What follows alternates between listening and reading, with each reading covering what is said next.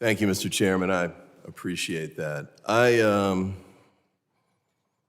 wanted to say that I was, when I arrived on the Hill this morning, I was surprised to find out that the committee had issued a report. It's styled Causes, Costs, and Consequences, and it's styled as Committee on Homeland Security Majority Report. And it's, I don't know, around 55 pages long.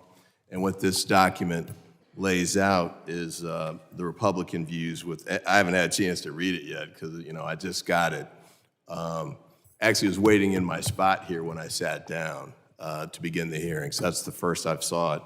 And didn't have a chance to go through it. But I want to say a couple things about it. I look forward to reading it and having a chance to digest it. I'm deeply disappointed that a majority report didn't give the minority any opportunity not only to review it, but to respond to it. And I guess this isn't a formal report, but to the extent we're actually looking to try and do things together, to work together, to move the committee forward together, to address the issues that are being addressed not only in this hearing, but in previous hearings. This kind of approach doesn't work. In fact, it's counterproductive to say the least. And I understand you guys have a view, and some of the points you have are different than ours, some of ours are different than yours. But if we're going to try and address this together, we actually have to work together, and it has to begin before the hearing starts. What was especially disappointing about this one was I had a conversation with, I won't call a name, but a member of the report, the Republican side, on the House floor last night with respect to trying to move legislation in this committee. Part of it came out of the markup that we had a few weeks ago, where there was recognition, I thought, by both sides that the Democrats had offered some amendments that might make sense. For example, with respect to the drones issue, we were told when we went to visit the border that there was a 17-to-1 deficit. We'd offered an amendment to try and increase the number of drones and funding for it.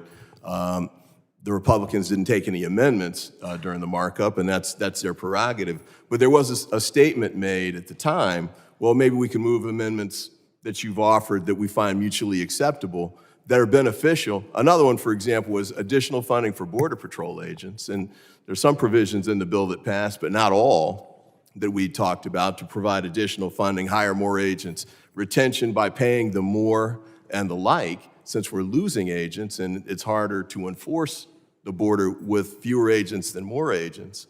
So we talked about actual legislation to try and address the problems that we're talking about here.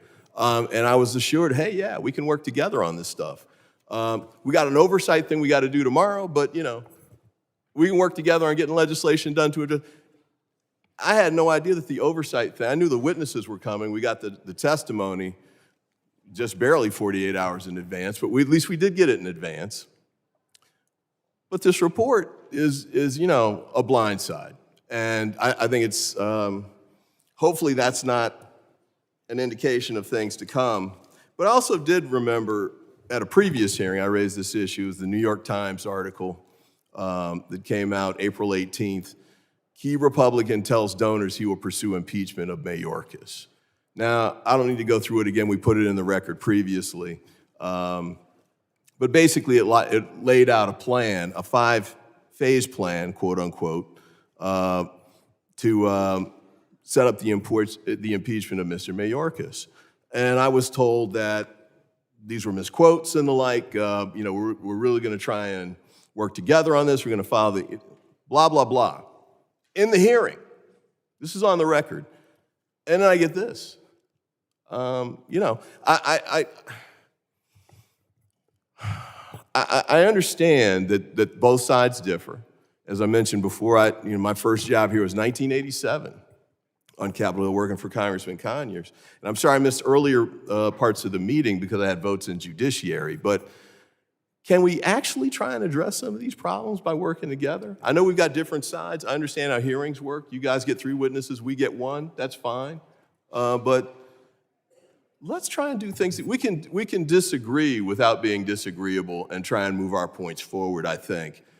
because this is the Homeland Security Committee. Our goal, I think, for all of us is to try and do what's best to help the American people.